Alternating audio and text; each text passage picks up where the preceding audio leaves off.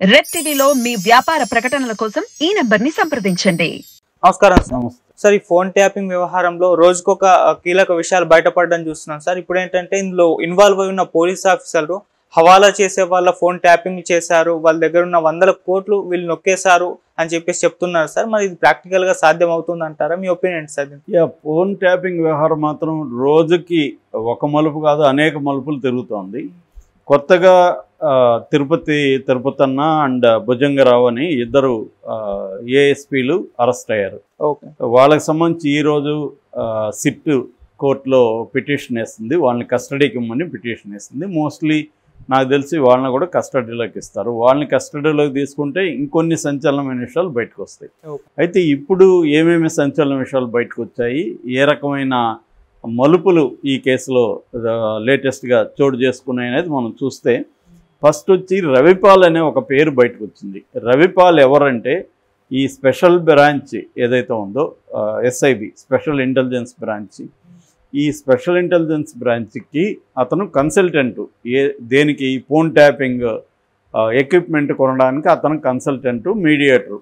So అతని ద్వారానే SIB ఈ ఫోన్ ట్యాపింగ్ ఎక్విప్మెంట్ని ఇజ్రాయెల్ నుంచి తెప్పించింది. అతను ఒక సాఫ్ట్వేర్ కంపెనీ పేరుతో తెప్పించాడు. అంటే ఇది ఇల్లీగల్గా తెప్పించినట్టుగా అర్థమవుతుంది. మామూలుగా నేను ఇంతకుముందు కూడా చెప్పాను, ఫోన్ ట్యాపింగ్ ఎక్విప్మెంట్ని విదేశాల నుంచి తెప్పించాలంటే హోంశాఖ అంటే సెంట్రల్ గవర్నమెంట్ కేంద్ర హోంశాఖ డిపార్ట్మెంట్లో ఇంటర్నల్ సెక్యూరిటీ అనే ఒక డిపార్ట్మెంట్ ఉంటుంది. అందులో నుంచి వీళ్ళు పర్మిషన్ తీసుకోవాలి. అది తీసుకున్నాకనే తెప్పించాలి. కానీ ఇదేం జరగలేదు. అసలు గవర్నమెంట్ తరపున తెప్పించినట్టుగా కూడా లేదు. ఇది ఒక ప్రైవేట్ సాఫ్ట్వేర్ కంపెనీ పేరుతో తెప్పించుకున్నారు. అక్కడి నుంచి వాళ్ళు ఏంటంటే ఆ దేశంలో ఉండేది అది, వాడు షాప్ పెట్టుకున్నాడు, షాప్ పెట్టుకుంటే ఎవరు డబ్బులు ఇస్తే వాళ్ళకు అమ్ముతారు, వాళ్ళకి ప్రాబ్లం లేదు ఇజ్రాయిల్. అలాగా వీళ్ళు తెప్పించుకున్నారు. దీనికి పెద్ద ఎత్తున ఈ రవిపాల్కి ఎన్ని కోట్లు అని చెప్పట్లేదు, కానీ చాలా పెద్ద మొత్తంలో డబ్బులు చెల్లించారనేది ఆరోపిస్తున్నారు. That is number 1. సో ఇప్పుడు ఆ రవిపాల్ని పట్టుకునే పనిలో కూడా ఉన్నారు. ఎందుకంటే అతన్ని పట్టుకుంటే ఈ యాంగిల్ తెలుస్తుంది. అంటే అది ఏ రకమైన ఎక్విప్మెంటు, ఎక్కడి నుంచి తెచ్చారు, ఎలా తెచ్చారు, దానికి లీగల్గా ప్రొసీడ్ అయ్యారా లేదా, ఇవన్నీ కూడా ఈ రవిపాల్ని పట్టుకోవడం ద్వారా తెలుస్తుంది. ఆ పనిలో ఉన్నారనమాట. That is 1 thing. Second thing, దీంట్లో ఏ1 ఎవరంటే ఎస్ఐబికి ఐజీగా ఉన్నాడు ప్రభాకర్ రావు ఐపీఎస్. ఆయన ఎస్కేప్లో ఉన్నాడు గత కొంతకాలం నుంచి. అయితే ఆయన నిన్న కాంటాక్ట్ చేశాడని చెప్తున్నారు. నేను అమెరికాలో ఉన్నాను, నాకు క్యాన్సర్ వచ్చింది, అందువల్ల నేను ట్రీట్మెంట్ తీసుకుంటున్నాను, జూన్లో కానీ జూలైలో కానీ వస్తాను. అయితే మీరు ఎందుకు మా ఇంట్లో మీదకి వెళ్ళి సోదాలు చేస్తున్నారు?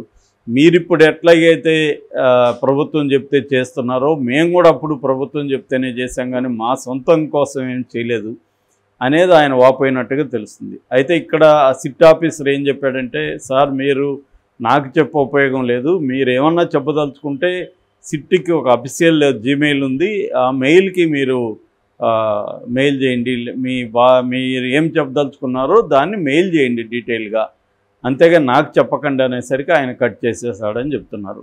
సో అదొకటి ఉంది. రెండవది మన రాధాకిషన్ అండ్ డిఎస్పి, ఈయన హైదరాబాద్ టాస్క్ ఫోర్స్ డిఎస్పి అనమాట, ఇంతకుముందు డీసీపీ, ఆయన ఎస్కేప్ అయి ఉన్నాడు ఈ కేసులో.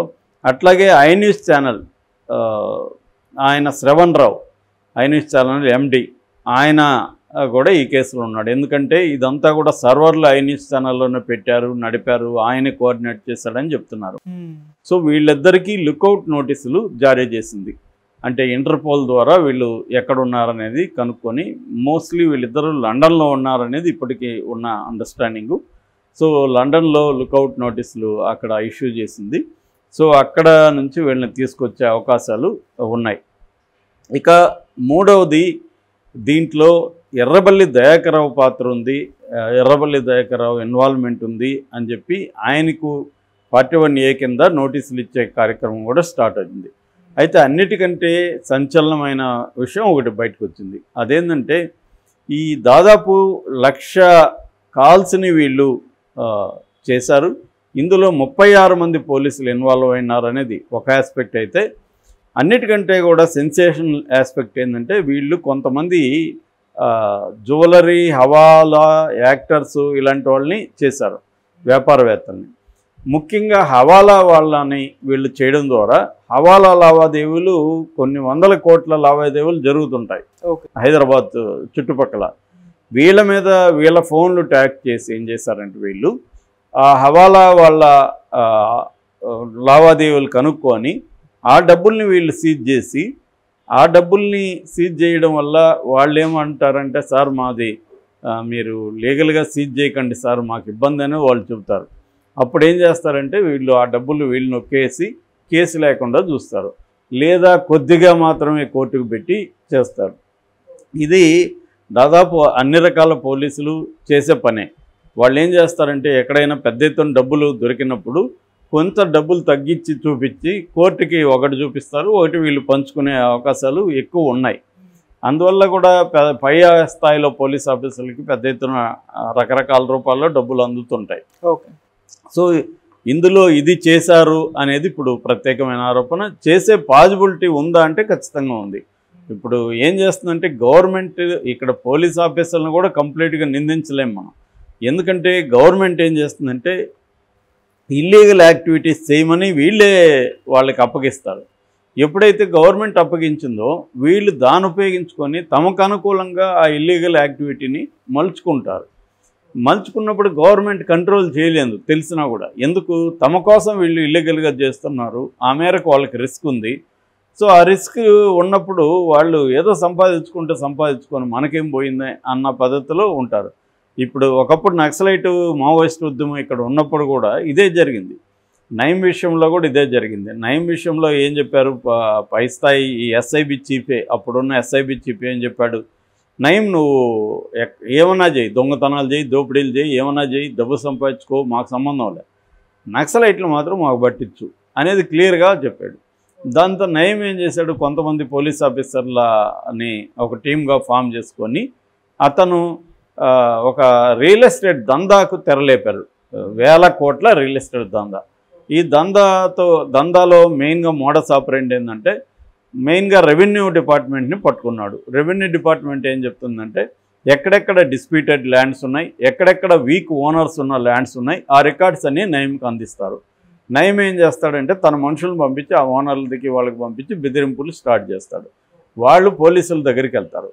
పోలీసులకు ఆల్రెడీ నయం కుమ్మక్కైనాడు కాబట్టి పోలీసులు కూడా ఏం చెప్తారంటే ఏదో ఒకటి పరిష్కరించుకోండి, దీన్ని మేము ఇన్వాల్వ్ చేయలేము, ఈ సివిల్ కేసు ఏదో ఒకటి చెప్పేసి రెండోది నయంతో పెట్టుకోకండి అని వీళ్ళే చెప్తారు.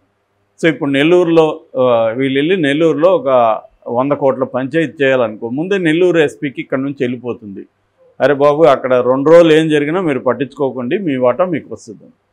సో అక్కడ నెల్లూరు నుంచి లోకల్ పోలీసులకి వెళ్ళిపోతుంది, వీళ్ళు ఏ పోలీస్ స్టేషన్ పరిధిలో పంచాయతీ చేస్తున్నారు. సో వీళ్ళు వెళ్ళి అక్కడ బెదిరిస్తే వాడు వెళ్ళి లోకల్ పోలీసు వాళ్ళకి ఫోన్ చేసి పోలీసులకి వెళ్ళి చెప్తాడు.